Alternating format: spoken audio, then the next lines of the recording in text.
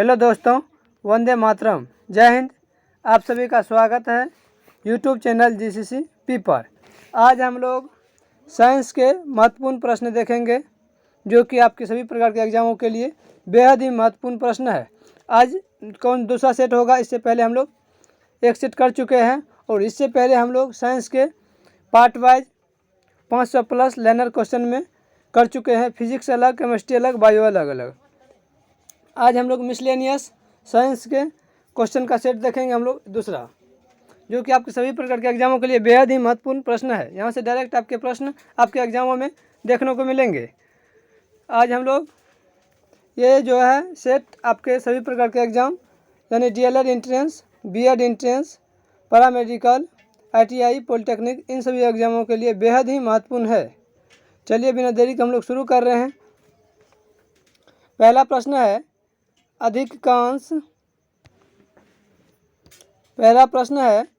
अधिकांश कवकों की कोशिकाएं भित्ति किसकी बनी होती है? प्रश्न है आपका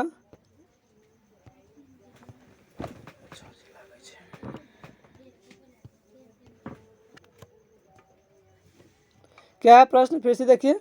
अधिकांश कवकों की कोशिकाएं भित्ति किसकी बनी होती है? चलिए ऑप्शन देखते हैं। लिग्निन, काइटिन, सेवरिन या पेक्टिन। आपका राइट आंसर हो जाएगा काइटिन। काइटिन का बना होता है कोशिकाएं भित्ति।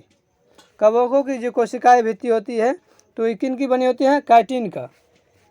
चलिए इनके बारे में थोड़ा हम लोग डिटेल से जानते हैं। ये अधिकांश कवकों की कोशिकाएं भित्ति काइटिन की बनी होती है और कवक को ही हम लोग बोलते हैं फंजाई। ये हरित लवक और स्वकेंद्रीय संवहन उत्तक रहित थैलोफाइटा है। यह पर्णहरित विहीन होने के कारण कवक अपना भोजन स्वयं नहीं बना पाते हैं, अतः यह विविध पोषी होते हैं। इन कहने का मतलब हुआ कि ये कवक में जो है इसमें क्या होती है, प्रकाश संश्लेषण की क्रिया नहीं होने के कारण ये अपना भोजन स्वयं बना नहीं पाती है। इसीलिए यह इनमें क्या होती है तो कोशिकाएं भित्ति जो होती है काइटिन की बनी होती है और ये इसमें पर्णहरित लवक नहीं पाए जाते हैं। यह कारण से ये कवक अपना भोजन नहीं बना पाता है। इसीलिए प्रश्न है आपका अधिकांश कवकों की कोशिकाएं भित्ति किसकी बनी होती है? तो किनका बनी होता है? काइटिन का बनी होता है। ऑप्शन नंबर बी जो कि राइट आंसर हो जाएगा। चलिए अगला प्रश्न हम लोग देख रहे हैं। अगला प्रश्न है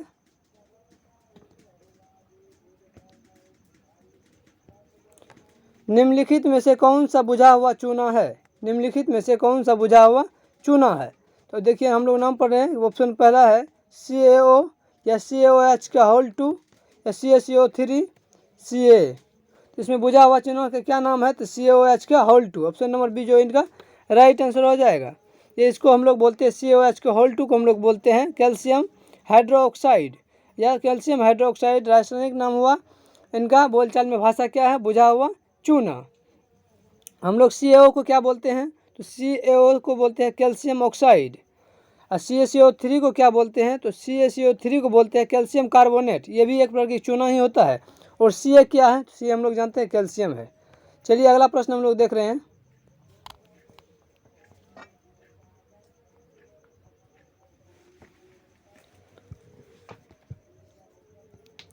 अगला प्रश्न है पशुओं की निम्न में से कौन सी प्रजाति नस्ल दीर्घकाल तक दूध प्राप्ति हेतु उपयोग की जाती है?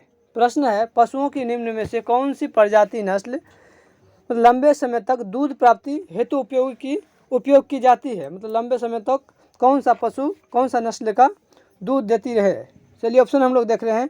विदेशज या विदेशी नस्लों की जर्सी, ब्राउन, स्विस। अगला ऑप्शन है आपका स्थानीय नस्लें लाल, सिंधी, साहिवाल। तीसरा ऑप्शन है आपका ए और बी दोनों या उपयुक्त में से कोई नहीं। आपका राइट आंसर क्या हो जाएगा? विदेशी।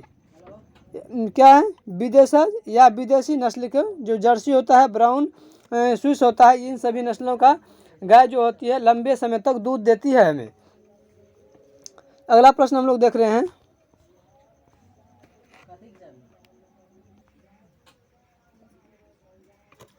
अगला प्रश्न है प्रत्यावर्ती धारा प्राप्त करने के लिए प्रयुक्त उपकरण का नाम लिखें।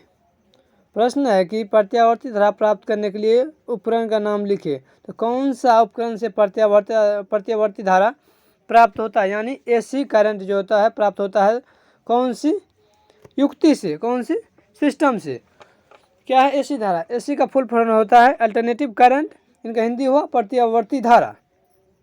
हम लोग जानते हैं करंट दो प्रकार के होता है, एसी और डीसी। इसमें पूछा गया है कि एसी करंट प्राप्त करने के लिए कौन सा युक्ति का हम लोग प्रयोग करते हैं। ऑप्शन देखिए क्या क्या दिया हुआ है, विद्युत motor, dynamo, volt meter, ammeter. इनका राइट आंसर क्या हो जाएगा? डायनेमो। डायनेमो से हम लोग क्या करते हैं, डायनेमो एक प्रकार की युक्ति है। ये डायनेमो से क्या करते हैं हम लोग, यांत्रिक ऊर्जा को विद्युत ऊर्जा में परिवर्तित कर देता है ये डायनेमो। इससे यही जो परिवर्तित करता है यांत्रिक ऊर्जा को विद्युत ऊर्जा में, तो विद्युत ऊर्जा यानी करंट को उत्पन्न कर देता है। यह कौन सा करंट उत्पन्न होता है? तो एसी करंट उत्पन्न होता है। आपका राइट आंसर क्या हो जाएगा? ये ऑप्शन नंबर बी जो कि राइट आंसर है। चलिए अगला प्रश्न हम देख रहे हैं, आपका पाँचवा है प्रश्न। पाँचवा प्रश्न है, जब एथेनॉल सोडियम के साथ अभिक्रिया करता है तो निम्नलिखित में से कौन सी गैस निकलती है? प्रश्न है, जब एथेनॉल सोडियम के साथ अभिक्रिया करता है तो निम्नलिखित में से कौन सी गैस निकलती है? क्या निकलेगा? CO2 या H2 या CH4N2। चलिए हम लोग देख ही लेते हैं एथेनॉल से और सोडियम को आपस में अभिक्रिया करा के कौन सा गैस उत्पन्न होता है। एथेनॉल का फार्मूला क्या होता है? चलिए लिखिए यहाँ, एथेनॉल का फार्मूला होता है, एथेनॉल का फार्मूला होता है 2CH3CH2OH। ये आपका एथेनॉल का फार्मूला हुआ क्या? ये फार्मूला होता है CH3CH2OH। यहाँ 2 से गुना कर दीजिए हम लोग इसको बैलेंस बनाने के लिए, प्लस और सोडियम क्या होता है हम लोग जानते हैं Na क्या होता है? सोडियम। यहाँ 2 से गुना किए, यहाँ भी बैलेंस बनाने के लिए 2 से गुना कर देंगे। अब इनका अभिक्रिया कराएंगे, अभिक्रिया करने पर क्या बनेगा? ये बनेगा 2CH3CH2O प्लस बचा क्या? H2। ये क्या है? ये एथेनॉल है, ये एथेनॉल हो गया। ये आपका सोडियम है, ये दोनों आपस में अभिक्रिया करके क्या बना दिया? ये आपस में अभिक्रिया करके बनाया सोडियम इथोऑक्साइड। ये क्या बना दिया? सोडियम इथोऑक्साइड। सॉरी यहाँ एन छूट गया है, Na प्लस Na हो जाएगा। ये क्या है? ये प्रश्न सोडियम इथोऑक्साइड बना दिया, प्लस ये कौन सा गैस निकल रहा है? ये H2 गैस निकल रहा है। H2 को हम लोग क्या बोलते हैं? हाइड्रोजन। आपका राइट आंसर क्या हो जाएगा? B number, option number B जो कि इनका राइट आंसर होगा। हम लोग क्या किए? एथेनॉल का फार्मूला होता है 2CH3 2CH2OH प्लस सोडियम का होता है Na।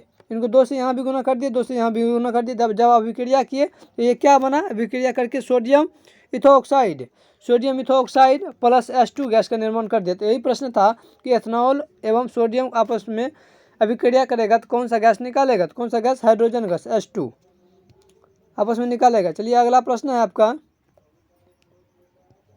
अगला प्रश्न है, क्रेब्स चक्र का एक महत्वपूर्ण उत्पादक है जो ATP संश्लेषण करता है। ATP संश्लेषण करना है। ऑप्शन में देखिए क्या है? पानी, मीथेन, NADH या इनमें से कोई नहीं। आपका राइट आंसर क्या हो जाएगा? तो क्या हो जाएगा आपका राइट आंसर? NADH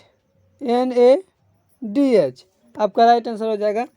अब चलिए समझते हैं हम लोग कि NADH क्या होता है। तो NADH क्या है? NADH जो क्रेब्स चक्र का एक महत्वपूर्ण उत्पादक है जो कि ATP संश्लेषण करता है।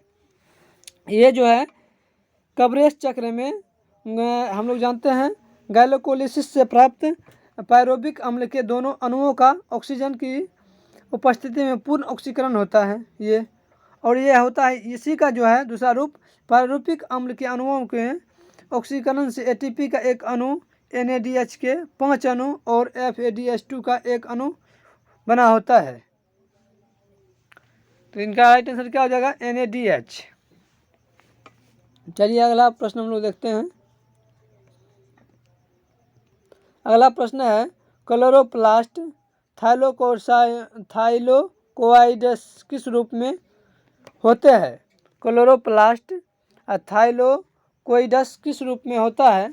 क्या होता है, आपस में जुड़ी हुई थैली या स्वतंत्र डिस्क, आपस में जुड़ी हुई नलिकाएं या स्टेकड डिस्क।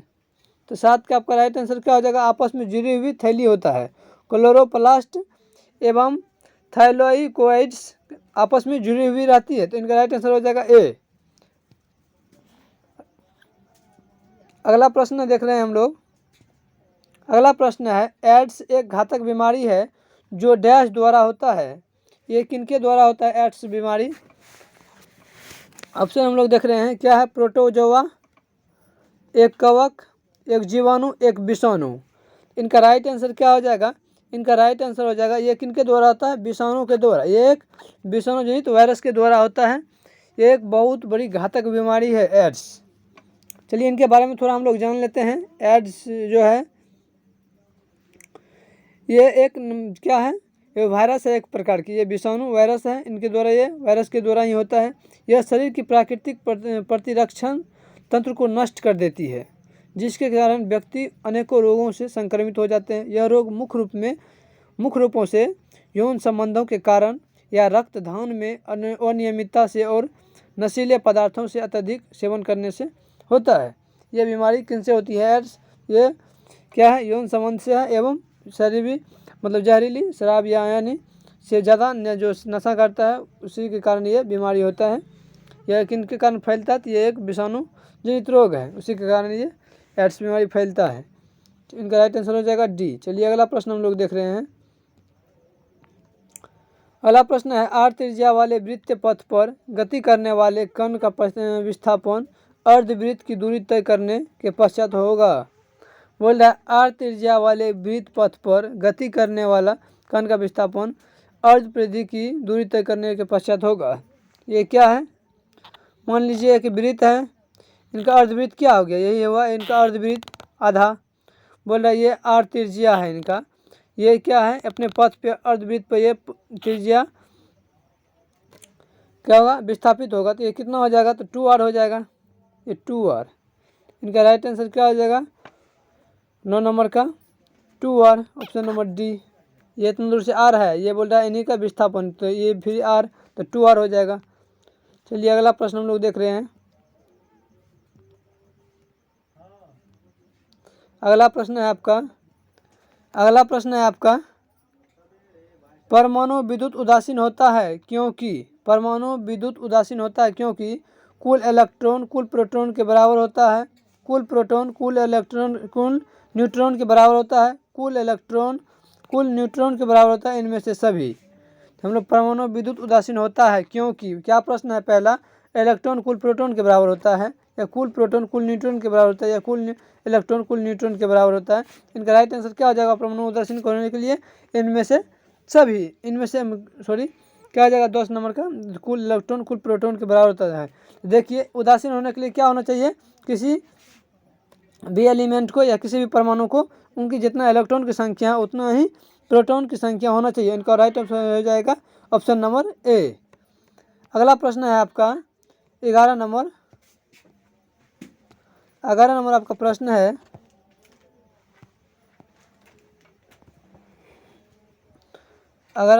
है,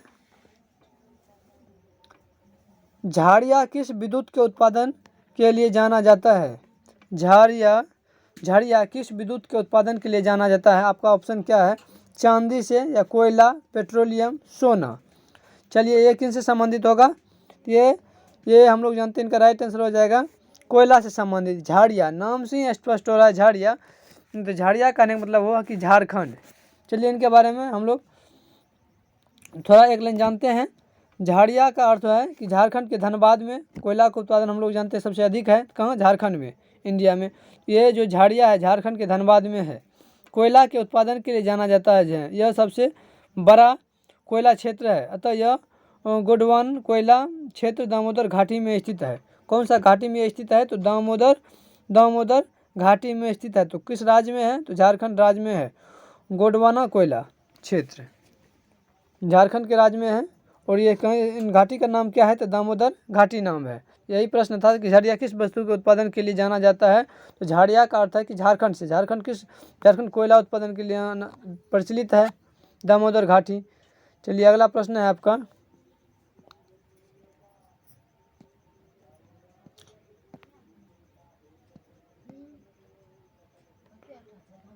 अगला प्रश्न आपका, बाहरी कान क्या है? बाहरी कान कहलाता है, बाहरी कान कहलाता है कर्ण, पल्लव, कर्णावर्त या कर्णपट्ट या मुदुद्रक।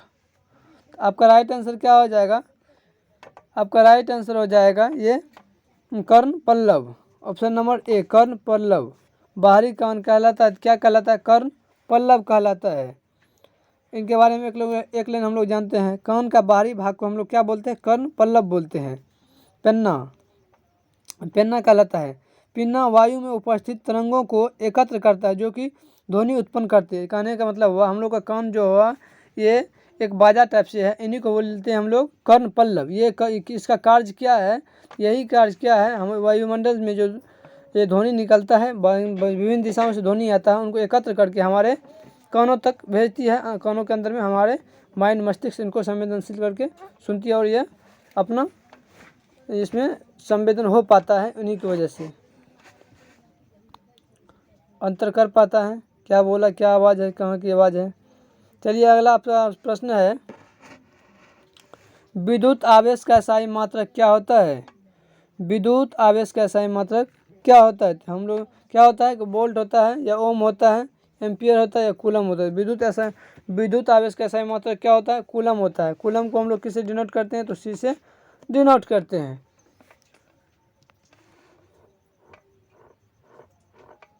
चलिए अगला प्रश्न है आपका 14 नंबर प्रश्न, क्या कितनी पृथ्वी के वायुमंडल में ऑक्सीजन गैस की मात्रा कितनी है?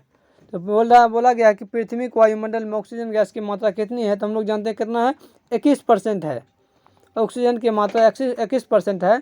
आपसे ये पूछा जाए कि वायुमंडल में सबसे अधिक किस गैस की मात्रा है, तो किन का हो जाएगा? हाइड्रोजन का। कितना परसेंट है? तो 78% हाइड्रोजन का है और 21% ऑक्सीजन का है।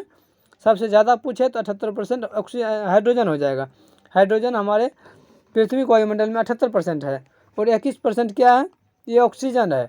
बाद में कि ये सभी गैस, अन्य प्रकार की गैस मिला के 100% हुआ है। कई प्रकार के गैस है जो हमारे वायुमंडल में ही पाए जाते हैं। तो उनके अलावा तो मैक्सिमम क्या है? तो 78% हाइड्रोजन है और 21% ऑक्सीजन है। चलिए अगला प्रश्न हम लोग देख रहे हैं। प्रश्न है, वह तत्व जिसकी परमाणु संख्या 28 है तो उसका सही इलेक्ट्रॉनिक विन्यास क्या होगा?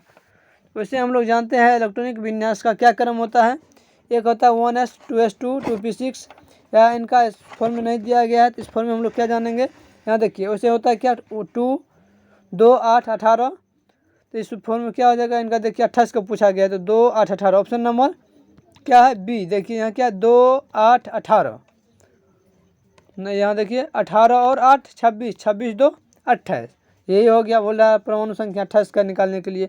और देखिए ये भी नहीं होगा, 8 दे दिया है पहले, यहाँ पहले 2 दिया है उनके बाद 18 बाद में 8 दिया, ये भी गलत हो जाएगा। ये 8 दिया 18 दिया है बाद में 2 फिर 8, ये भी गलत। आपका राइट आंसर हो जाएगा ऑप्शन नंबर बी 2 8 18, इनको जोड़ने पर आपका 28 पूर्ता है परमाणु संख्या। यही है आपका इलेक्ट्रॉनिक विन्यास एलिमेंट का। अगला प्रश्न है, किसी वस्तु की गति के कारण उसमें पाया जाता है। किसी वस्तु की गति के कारण उसमें पाया जाता है तो क्या पाया जाता है? किसी वस्तु के गति के कारण, तो हम लोग जानते हैं किसी वस्तु के गति के कारण उसमें गतिज ऊर्जा पाया जाता है। कौन सा ऊर्जा पाया जाता है? तो गतिज ऊर्जा, स्थितिज ऊर्जा है ये नहीं होगा, प्रकाश ऊर्जा नहीं, ये भी गलत है, ध्वनि ऊर्जा यह भी गलत है, गतिज ऊर्जा ऑप्शन नंबर डी, ये गतिज ऊर्जा। ये कभी कभी पूछा जाता है गतिज ऊर्जा का फार्मूला क्या होता है? तो गतिज ऊर्जा मतलब इंग्लिश में होता है काइनेटिक एनर्जी, के, यानी गतिज ऊर्जा। इसके बराबर फार्मूला होता है 1/2 गुना mv²। भी है कि वह वस्तु जो है किस वेग से जा रहा है, तो भी वेग से जा रहा है।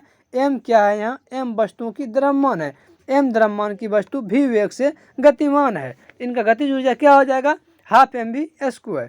यहाँ ये के बराबर काइनेटिक एनर्जी बराबर हाफ mv²। ये भी फार्मूला ध्यान में रहे। चलिए आगे हम लोग देख रहे हैं। पूछा गया अगला प्रश्न, प्रकाश के परावर्तन के कितने नियम है। प्रकाश के परावर्तन के कितने नियम है, तो प्रकाश के परावर्तन के 2 नियम है। चलिए हम लोग एक बार जान लेते हैं प्रकाश के परावर्तन के 2 नियम कौन कौन है। ये क्या है, ये प्रकाश के परावर्तक सतह है। ये प्रकाश के परावर्तक सतह, चिकनी सतह है प्रकाश की परावर्तक का। और ये क्या है, एक प्रकाश की किरण है जो कि 90 डिग्री के रूप में पड़ रहा है ये सतह पर, और इसी में 90 डिग्री पर रहती है, 90 डिग्री पर ही लौटेगी। एक किरण आ रही है कितना पर, मान लीजिए 45 डिग्री पर। आने वाली किरण को बोलते हैं हम लोग आपतित किरण। इस बिंदु पर आ रही है और यहीं से फिर टकरा कर फिर ये लौट रही है, गुजर रही है। इनको बोलते हैं परावर्तित किरण। तो क्या क्या देखें हम लोग, ये क्या देखें, आपतित किरण देखें, ये आपतित किरण हुआ, ये क्या हुआ, परावर्तित किरण हुआ। ये 90 डिग्री पर है तो इनको बोल देंगे अभिलंब। ये तीनों एक ही बिंदु पर है। यही जो आपतित किरण और अभिलंब और परावर्तित किरण मतलब जाने वाली किरण तीनों एक ही बिंदु पर मिला, यही प्रकाश के परावर्तन का पहला नियम है। और दूसरा नियम है, ये अभिलंब है और ये आपतित किरण है। इन दोनों के बीच एक एंगल बन रहा है जिनको हम लोग आपतन कोण कहते हैं। आपतन कोण को आई से हम लोग डिनोट करते हैं।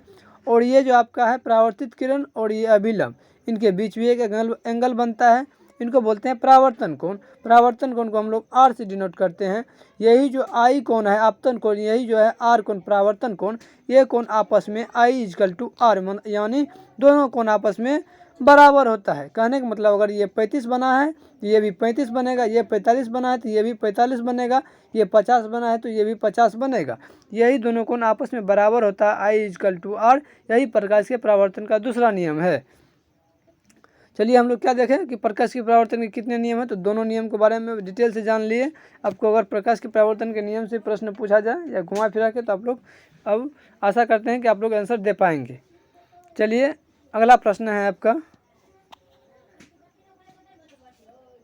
क्या पादप कोशिकाओं में डैश छोड़कर सभी होते हैं, क्लोरोप्लास्ट या सेल्यूलोजिक कोशिकाएं भित्ति या बड़ी रिक्तिकाएं केंद्रक। तो आपका 18 का राइट आंसर हो जाएगा। क्या हो जाएगा आपका 18 का राइट आंसर।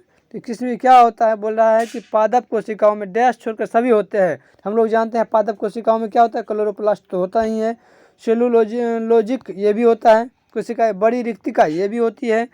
क्या नहीं होता है, तो केंद्रक नहीं होता है। क्या नहीं होता है, तो केंद्रक नहीं होता है। ऑप्शन नंबर डी इनका राइट आंसर हो जाएगा। चलिए अगला प्रश्न हम लोग देख रहे हैं। अगला प्रश्न है, वायुमंडल का CO2 किस प्रक्रिया द्वारा पत्ती में प्रवेश करती है। वायुमंडल का CO2 किस प्रक्रिया द्वारा पत्ती में प्रवेश करती है, प्रासरण या अंतःशोषण या विसरण या स्वक्रिय परिवहन। ये किनके द्वारा प्रवेश करती है, किनके द्वारा प्रवेश करती है, तो विसरण के द्वारा प्रवेश करती है। चलिए इनके बारे में 2 लाइन हम लोग जान लेते हैं फिर डिटेल से, ताकि इस प्रकार से क्वेश्चन आए तो घुमा फिरा के आप लोग आंसर दे पाएंगे। वायुमंडल का जो होता है CO2, ये इन CO2 का नाम क्या है, कार्बन डाइऑक्साइड हम लोग बोलते हैं। ये विसरण प्रक्रिया द्वारा पौधे की पत्तियों में हम लोग जानते हैं छोटे छोटे छिद्र होते हैं, उन्हीं छिद्र को हम लोग बोलते हैं रंध्र। इंग्लिश में बोलते हैं स्टोमेटा, हिंदी में बोलते हैं छिद्र या रंध्र। इसी रंध्रों के द्वारा जो भाग होते हैं पौधे में प्रवेश करती है वायुमंडल। CO2 जो है उन्हीं रंध्रों के द्वारा स्टोमेटा के द्वारा प्रवेश करती है। अतः पौधे में श्वसन गैसों का आदान प्रदान शरीर की सतह द्वारा विसरण की क्रिया से ही हो पाता है। यही हुआ कि वायुमंडल का CO2 किस प्रक्रिया द्वारा पत्ती में प्रवेश करती है। तो हम लोग जानते हैं पेड़ पौधे में कि पत्तियों में छोटे छोटे छिद्र होते हैं, उन्हीं छिद्र को हम लोग स्टोमेटा बोलते हैं। स्टोमेटा के हिंदी में बोलते हैं रंध्र। उन्हीं रंध्रों के द्वारा क्या होते हैं, पौधे में CO2 प्रवेश करती है। उन्हीं CO2 जिस द्वारा प्रवेश करती है उसी से पौधे में गैसों का आदान प्रदान मतलब जाना और निकलना, मतलब CO2 जाता है और ऑक्सीजन निकलता है। यही क्रिया है, इसी द्वारा होने का क्रिया होता है। तो इन्हीं को क्या करते हैं, तो विसरण किन द्वारा होता है, तो विसरण के द्वारा होते रहता है। चलिए अगला प्रश्न हम लोग देख रहे हैं। अगला प्रश्न है आपका 20 नंबर और लास्ट प्रश्न होगा ये आपका। क्या है, समुद्र के तल पर वायु का दाब होता है। समुद्र के तल पर वायु का दाब होता है वायुमंडल दाब ऑप्शन ए में वायुमंडल दाब या पारा के 76 सेंटीमीटर के बराबर या पारा के 760 मिमी के बराबर या इनमें से सभी। आपका राइट आंसर क्या हो जाएगा? इनमें से सभी। क्यों होगा इनमें से सभी? चलिए इनके बारे में भी हम लोग जान लेते हैं। हम लोग जानते हैं क्या, समुद्र के तल पर जो वायु का दाब होता है यह वायुमंडलीय दाब के तथा पारे के 76 सेंटीमीटर या 76 सेंटीमीटर लिखे या 760 मिलीमीटर लिखे, ये दोनों आपस में इक्वल हैं। अगर हम लोग 7 मिलीमीटर में 10 से भाग देते तो ये सेंटीमीटर में कन्वर्ट हो जाता है। तो हम लोग 76 सेंटीमीटर लिखे या 760 मिलीमीटर लिखे, दोनों एक ही बात हुआ। यही क्या है? वायुमंडलीय दाब। तो यही प्रश्न है कि समुद्र के तल पर वायु का दाब क्या होता है? वायुमंडलीय दाब। बात सही है, वहाँ जो दाब बनेगा उनको बोलते हैं वायुमंडलीय दाब। वो कितना डिग्री पर बनता है, कितना सेंटीमीटर? तो 76 सेंटीमीटर। इन्हीं 76 सेंटीमीटर को घुरा के लिख दिया है क्या? 760 मिलीमीटर। तो क्या हो गया? मिमी। तो ये mm 760। तो ये दोनों समझने में कोई कन्फ्यूजन नहीं होना चाहिए कि 76 सेंटीमीटर लिखे या 760 mm लिखे, दोनों एक ही बात है कन्वर्ट करने पर। ये इनमें से इनका राइट आंसर क्या जाएगा? इनमें से सभी। आई होप, मैं आप सभी से आशा करता हूँ कि आप सभी को सारा प्रश्न समझ में आए होंगे। और आप इसी प्रकार के प्रश्न को देखने के लिए आप मेरे यूट्यूब चैनल को विजिट कर सकते हैं। प्ले वहाँ लिस्ट बना हुआ है आपका DLED BEd एंट्रेंस का, ITI पॉलिटेक्निक, इन सभी एग्जामों के लिए आप मेरे प्लेलिस्ट में वहाँ जाइए। प्लेलिस्ट में आपको बहुत सारा वीडियो इसमें डाल चुके हैं। अगर किसी विद्यार्थी को इसका PDF चाहिए तो वह PDF आप लोगों को अवेलेबल है। तो वहाँ किस टेलीग्राम चैनल का हम नाम बता दे रहे हैं। आपका टेलीग्राम का चैनल नाम है AK अमर स्टडी। ये क्लास स्टार्ट होने से पहले आपका टेलीग्राम चैनल पर ये PDF डाल दिया जाता है। आप वहाँ से जाकर जितना ही वीडियो उन सभी का PDF वहाँ अवेलेबल है। अगर किसी का PDF ना मिले तो आप मुझे कमेंट बॉक्स के माध्यम से कमेंट करें, या वहाँ टेलीग्राम पे ही या ये किसी कमेंट बॉक्स में ही करें। हम वहाँ से रिप्लाई करके आपको बता देंगे कहाँ इनका PDF अवेलेबल है। ना हो सके तो आपको हम डायरेक्ट व्हाट्सएप के माध्यम से भेज भी सकते हैं। चलिए आप लोग, और आप वीडियो अच्छा लगे आप लोग को तो शेयर कीजिए, लाइक कीजिए, सब्सक्राइब कीजिए, अपने दोस्तों के साथ साझा कीजिए कि आपका भी भला हो, आपके दोस्तों का भी भला हो। आज के लिए इतना ही, धन्यवाद।